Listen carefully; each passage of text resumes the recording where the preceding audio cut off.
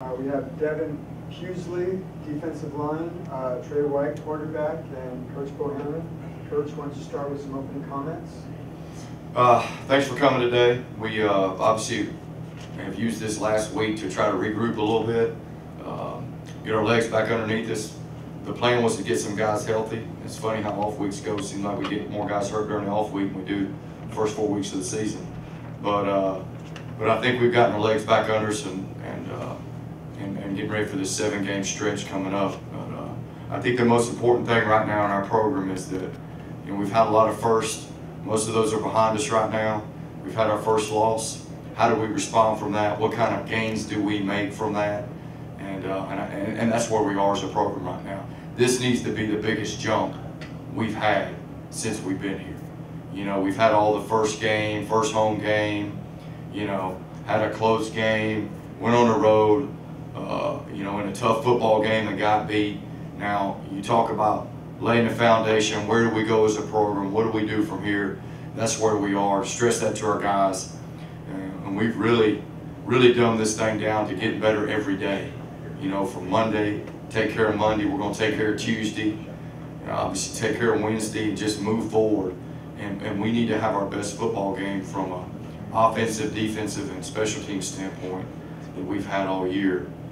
Playing a really talented and confident point team that's averaging over 40 points a game, that's returned a punt for a touchdown or blocked a punt in every ball game. They're 5-1, the best record they've ever had there, the most wins they've ever had there, playing with a lot of confidence, 24 transfers on their roster. Each week you look at the tape and there's somebody new shows up, and they're playing with a ton of confidence, and I know they're going to come in here ready to go on Saturday. So we got a great challenge in the opponent. We got a bigger challenge in what we're going to do as a program and how we move forward. So excited about the opportunity, excited about playing at home again. Obviously it's homecoming. We haven't really talked much about that as a football team, but the fact of the matter is we got another chance to protect the nest, and that's important to us.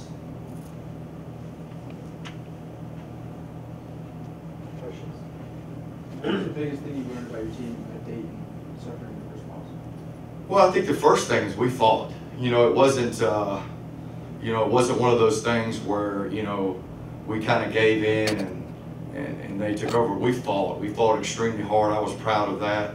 I think when you go back and look at the tape, when you're playing a good football team that has a tradition of winning on the road, little mistakes here and there become critical.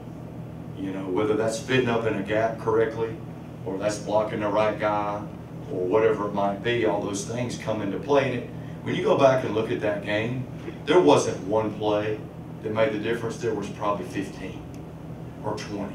And you could take any one or two of those, and if it changes, or maybe we're a little more dialed in, or maybe the outcome of the game changes. But that's what happens in good football games. When you're playing good people, that's what happens. And I think our guys, I know Monday, it wasn't Monday, it was actually Wednesday morning when we came back and looked at the tape. I think it was an eye-opener for our football team a little bit, to see what could have been and why it wasn't, if that makes sense. What could have been, what was in the palm of our hand to some degree, but it wasn't because we just didn't make enough plays to win the ball game. But I was proud of our effort. I thought we fought. We just didn't play good enough. That's just a simple fact. We didn't play good enough to win. It's a good football team that knows how to win. And what they did is what I would like for us to learn to do, which is take a game over in the second half. They took the game over. And I hate to go back to it, but they took the game over in the second half. And you got to give them credit, they did. And I look at it as a lot of self-inflicted wounds too, but the fact of the matter is they did it. And that's where we like to get to. We like to get to that point. When and where, I don't know, but that's what we'd like to get to. The two games, the way they ended, was shorter. All of a sudden they start throwing the ball out of nowhere, and that's effective. And then the way it ended up there in Ohio, they weren't going to throw the ball. They were running the ball. Seemingly the entire second half. What can you do defensively to get ready for point? It seems like they're going to throw the ball again. It seems like you're going back and forth. Well, I don't know that they're necessarily going to throw the ball. I think they give you that illusion, but you look at their numbers, they're really balanced. In fact, if you go look at their yards, I think you're going to look at roughly, give or take, they're 800 or 900 yards rushing, maybe 1,000 yards passing, or vice versa. They're more balanced than the perception would allow. But we just got to get ready to play. I mean, you can look at those games. I mean, shoot, in the second half, we were committing everybody and their brother to the run. Now, it wasn't a mystery. I'm sure Devin and everybody and their brother knew what they were going to do. But they were pretty good once they got going of what they did. And so I don't know that it was necessarily that. I mean, I think there were some things we could have done to give ourselves a better chance. But we got to get ready to play. I mean, and it's not stop the run or stop the pass necessarily. It's we'll have a plan to go in, and the biggest thing is do your job with championship effort, whatever that is. And you look at us defensively in the last game, there was a lot of, for whatever reason, Brian, there was some indecisiveness, there was some hesitation on filling gaps. And against a good football team, that stuff, a step here, step there will get you beat. And we weren't as sound, and we didn't really fly around and fit things up quite like we've done in the past. Probably for a myriad of reasons. By far the best offensive line and running back we faced, which has a lot to do with it. But I know going back, and I'm sure Devin can attest to this defensively, you could see just as million things. Hey, if we'd have done this a little better, got off a block better here, fit better here, you know, we stopped the guy. The running back had 144 yards after contact, guys. So if you tackle better, take everything out. If you tackle better, it's a different ballgame. So, but obviously that's in the past. I think the great thing about it is I know our guys have learned from it, and that's why I said this has got to be a big jump for us. You know, they're a spread them out team on offense, but you know they throw the ball, but they're more controlled passing game, one back running game, some zone read stuff, a lot of run pass conflict stuff. You know, so we just got to line up and play. You know, we got the guys that can do it. You know, we just got to line up and do our job and play with great championship effort. That's what's overcome some bad fits occasionally. You know, you play with great effort. So I think that's an area we can definitely improve. And with all that being said, how the practice has been the end of last week and then through this week to this point? Yeah, I thought, you know, we shortened practice up a little bit. Wednesday was like a normal Monday for us, which is a really short practice. Thursday and Friday we went out in shells, and the mindset was to get better, correct some things. Special teams was our poorest performance we've had to date, and there's some fundamental things we needed to get fixed. And hopefully, if we don't have them fixed this week, their returner will have a field day as the best we've seen, maybe the best we see all year. And I thought the energy was pretty good. We came back and really, I taught the team a lot about where we were, where we need to go on Friday afternoon before they had the weekend off. And it was really one of those heart-to-heart talks, very real with them, where we are, where we need to go, how we need to move forward as a program so they could sit on it this weekend. I thought we came out Monday, probably had one of our best practices. Yesterday was not quite as good as Monday. Monday, we were full pass. I thought it was a really good, energetic practice. Tuesday wasn't quite as good. I know we're going to build it back up. We just talked about every day coming out and preparing yourself to have a good Saturday, but taking it day in, day out, not getting caught up in anything else but that day and being the best you can. So I thought Monday was really good. Tuesday was okay. It wasn't as good as Monday. We'll see what today brings, but I feel very confident that our football team sees what's going on and what we can do if we do the things we talk about every day, which really haven't changed. You know, we talk about effort, attitude, and toughness from the day we step foot on campus. That's our winning formula.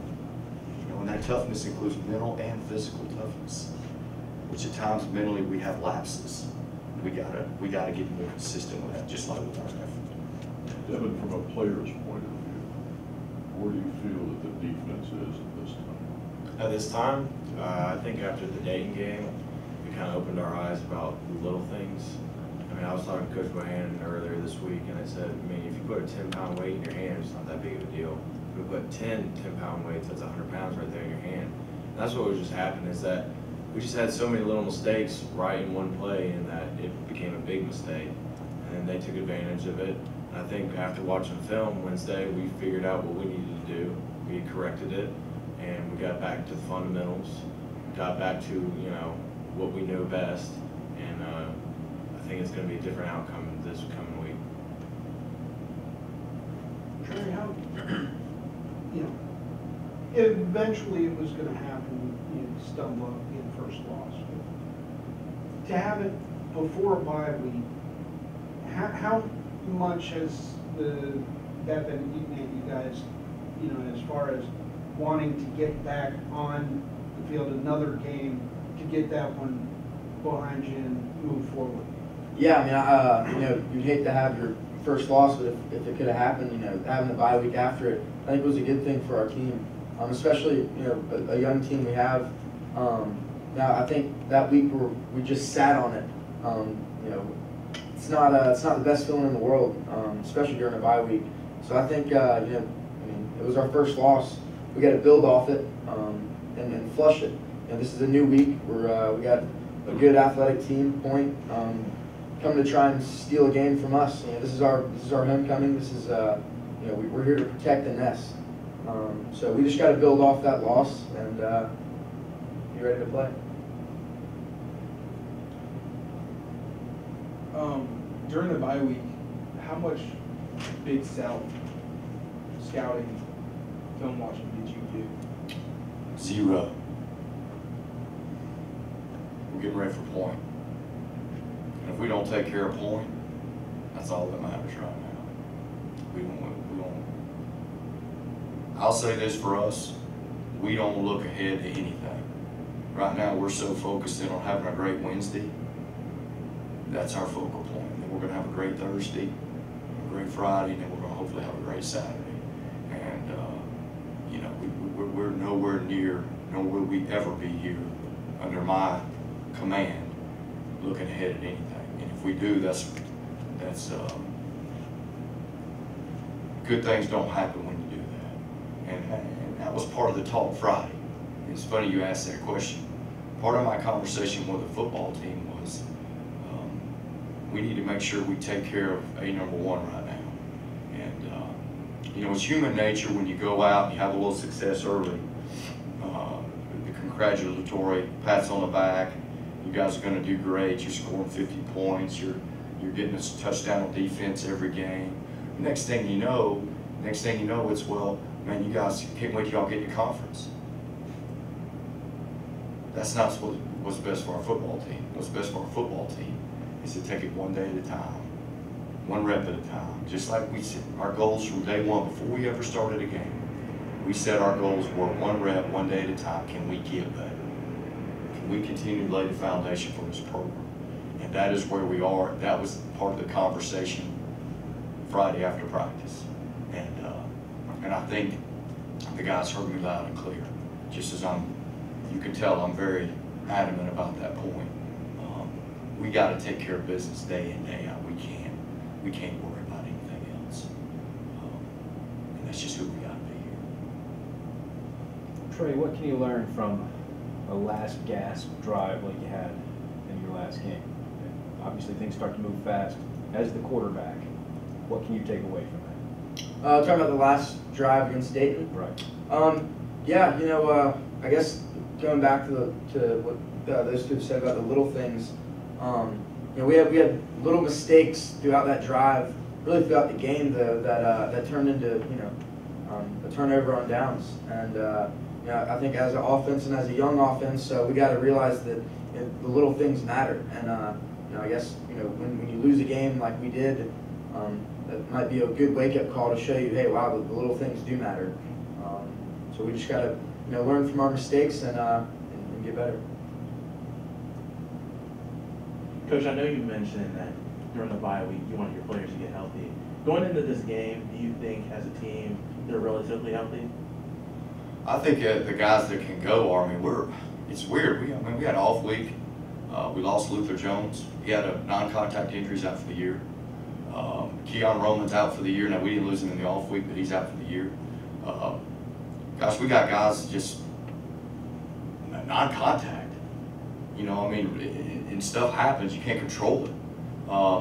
But I think the guys that are, you know, that are ready to go, I think they've gotten a little life back in them. you know, the thing you don't realize in this game is such an emotional game, more than necessarily your health, is that how much emotion was poured out into early in our season. You gotta remember now, a lot of these guys have been going at this for over a year, building up to the first game, first home game. That expends a lot of energy. You know what I mean? And so we got to find a way to regroup, reload. Obviously, we got a long stretch. There's no more bye weeks. There's no more. You just got to get it done. And so that was part of it as well. We got some guys that are out. Those two, as I mentioned to you, are out. You know, we got some other guys banged up, but I feel like we're getting back to where we're as healthy as we can be. But I think part of it with a young football team, especially, look, when you're going through a season anyways, you're going to get banged up. And the list is going to grow as we go. Because everything from here on is going to be 4 quarters. You know what I mean? Everything from here is going to be 4 quarters. You're going to be fighting for your life. You know, it's just the way it's going to be. And so that takes a little more wear and tear on your team. But, you know, we've had some weird things happen in the last week. But it's just been non-contact stuff, you know, stuff that happens, you can't control it. So, and I'm afraid that's just, you know, I talked with Brad Lambert a little bit about it at UNC Charlotte a year or 2 years ago, and that's one thing that sticks in my mind. He goes, you can't control it. He goes, you get some guys hurt in certain positions. Your depth is different when you got a young football team in certain spots. And it's not what you do about it. You know, he's the next man up. He's got to go find a way to get it done. But outside of those guys, I think, you know, massive guys banged up, that everybody else should be hopefully able to play, if not full capacity this week, going into the next week. What was Luther's injury? We were doing just a pass rush drill, and he planted, and he tore his ACL, non-contact. Keon Roman has a patellar tendon. He tried to play through it early in the year and couldn't, and so we're going to get it fixed. And hopefully we can get a redshirt year out of him. Those are the 2 guys off the top of my head that are out, that have been that were playing. We got some other guys that have been hurt, but that were playing. Those 2 guys. We got some other guys banged up that hopefully can play. That hopefully can play Saturday. But we won't know that until a lot of that you don't know until Thursday or Friday. So.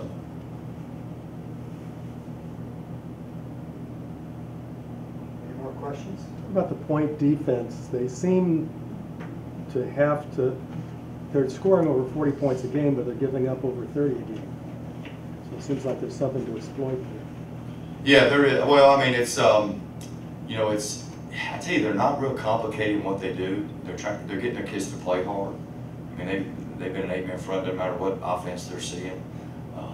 You look at some of their games, though, and you look at that first game where Reinhardt beat them, and you see the score, and you go, well, how did they score 71 points? We'll go look at all the turnovers. I mean, it was turnover after turnover after turnover. There was a reason all those points, because I'll be honest with you, in the first quarter, half the game, it was pretty tight. You know, they were going back and forth, and it was raining. You know, as far as exploiting, it's more about us executing what we do and doing our job at a high level than it is necessarily exploiting anything that they do or don't. You know, the neat thing about what we do offensively, I mean, obviously we know our strengths and weaknesses within our system, and based on the front and the way a defense attacks us, kind of our answers are built in. And so whatever they do, we have answers built in to what we do. Now, we got to be able to execute those, you know, and be able to do that. So, and that's really what it's going to amount to. And they've had new faces show up, and they're obviously getting some guys eligible, or whatever it might be. You know, each game you look at, they're a little different. But they fly around, they play hard, they're bought into what they're doing, and they're playing with confidence right now, which is a huge thing to have.